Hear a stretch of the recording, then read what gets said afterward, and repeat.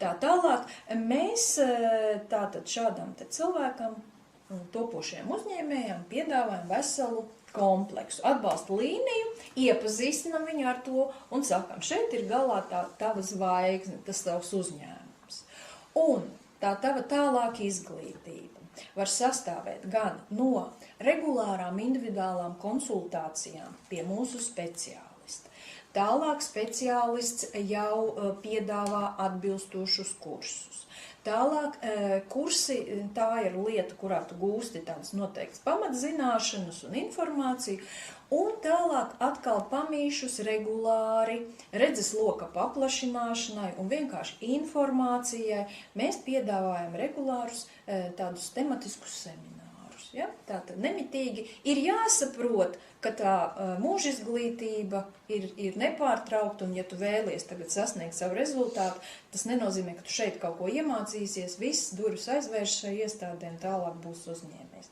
Mēs pieradinām arī savu klientu, kā ir nemitīgi jāpilnveidojas.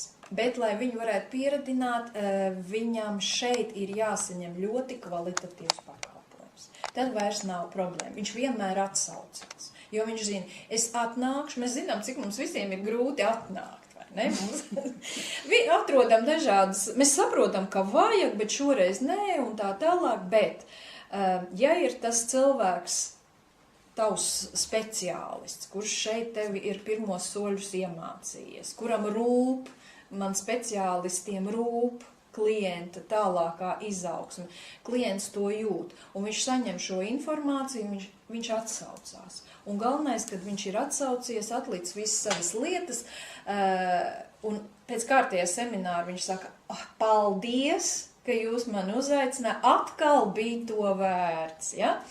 Un tālāk mēs, nākamā metoda, varbūt ir kādas atkal redzes loka paplašināšanai, ir kāda ekskursija, vai atkal, un tie pasākumi sāk veidoties paši no sevis. Tālāk ir iespēja tikties ar kādiem ārzemju partneriem, ļoti labi pasākumi, kurus piedāvā mēs izmantojam, gan tās pašas bankas, kas informē par dažādu atbalstu, un lēnām paralēli sāk veidoties arī tāds šis te atbalsta tīkls partnerība. Un nu jau mēs neesam vieni, kas vada šo jauno topošo uzņēmēju, bet mums jau veidojās komanda, pie mums pievienojās bankas, pie mums pievienojas augstskola ar kaut kādu savu informāciju, pie mums pievienojas varbūt kāds uzņēmums, kam jau tas interesē. Un tā paralēli veidojas. Cilvēks, ejot pa šo ceļu, tas ir tikai piemērs, par ko es runāju, par šo topošo uzņēmēju. Tālāk šajās sanāksmītēs neformālajās, kuras mēs veidojam, viņam rodas jau sadarbības partneri tādi paši kā viņš.